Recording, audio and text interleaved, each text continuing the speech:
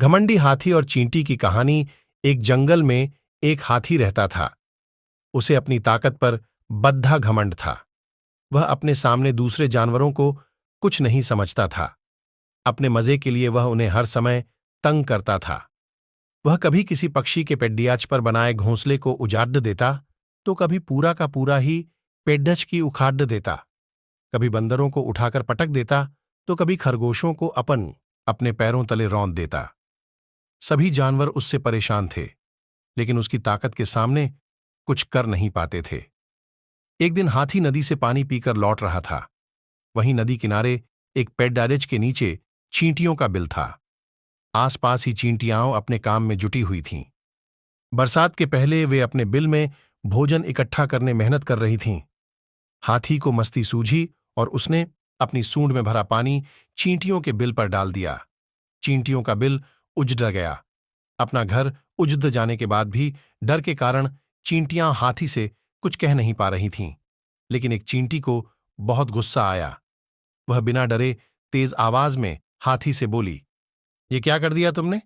हमारा घर उजाड़ दिया। अब हम कहां करेंगे? चिंटी की बात सुन हाथी बोला, चुप कर चींटी, नहीं तो अभी तुझे अपने पैरों के नीचे दबाकर कुचल दूंगा। तुम्हें इस तरह दूसरों को तंग नहीं करना चाहिए।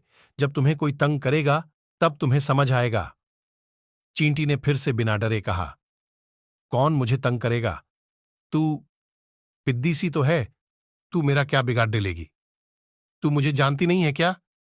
मैं इस जंगल का सबसे ताकतवर जानवर हूं। किसी की हिम्मत नहीं कि मुझे कुछ कह सके।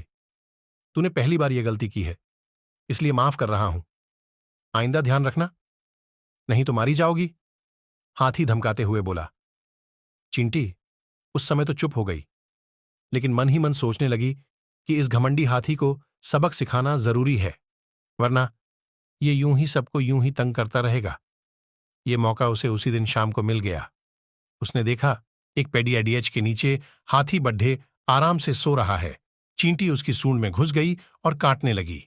आराम से सो रहे हाथी की दर्द से छटपटा उठा। उसकी नींद खुल गई। छटपटाते हुए अपनी सूंड इधर उधर हिलाने लगा। यह देख चींटी और जोर से उसे काटने लगी। हाथी से दर्द सहा नहीं जा रहा था। वह जोर जोर से रोने लगा और मदद की पुकार लगाने लगा, लेकिन उसकी मदद को कौन आता? उसने तो जंगल में सबको परेशान कर रखा था। चींटी उसे काटती रही और वह दर्द से चीखता रहा। अंत में निढाल होकर वह जमीन पर गिर पड़दहा और रो रो कर कहने लगा, क्यों मुझे परेशान कर रहे हो? मैंने तुम्हारा क्या बिगाड़ा है? ये सुनना था कि चींटी बोली, मैं वही चींटी हूं जिसका और जिसके साथियों का घर तुमने उजाड़ दिया था। अब तुम्हें समझ आया कि जब तुम दूसरों को तंग करते हो तो उन्हें कैसा लगता है। मुझे सबक मिल गया है। मैं तुमसे माफी मांगता हूं और वचन देता हूं कि फिर कभी किसी को तंग नहीं करूंगा। सबसे मिलजुल कर प्रेम से रहूंगा। कृपा कर मुझे काटना बंद करो और मेरी सूंड से बाहर आ जाओ।